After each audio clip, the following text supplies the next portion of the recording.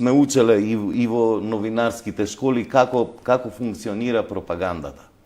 Значи, од татковците на некоја консолидирана теорија како тоа функционира за време на нацистичка Германија, нели, 100 пати повторена лага станува вистина. За разлика, за жал, ја повторно ќе речем, потфрлаат институциите, но потфрлаат и медиумите во оваа борба против дезинформации. Нема конзистентност и нема давање на важност на медиумската агенда на овие прашања. Вие имате од другата страна постојано некој ве бомбардира со наративот Западот лаже, има цензура и така натаму, а од оваа страна, демократската страна, немате таква, како да речам, такво давање на важност. Дали вие гледате на мејнстрим медиумите, на погледаните телевизии во земјава, емисии за лажни вести? Дали има содржини, прилог за разобличување на лажните вести во главните вести? Нема.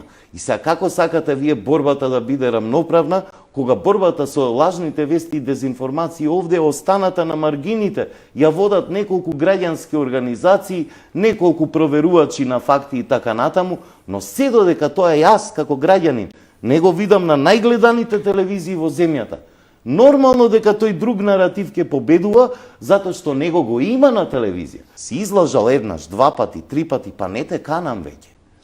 Не си релевантен и освен тоа, не смееш да ја злоупотребуваш мојата емисија, да ја лажеш мојата публика. Затоа е тука клучна и важна улогата на новинарот како проверувач на факти.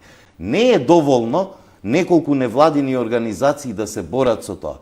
Улогата е на модераторите во дебатите, на луѓето кои што работат во големите редакции, во ТВ24, во не знам да не ги спомнувам сега другите телевизии, тие да бидат проверувачи на факти.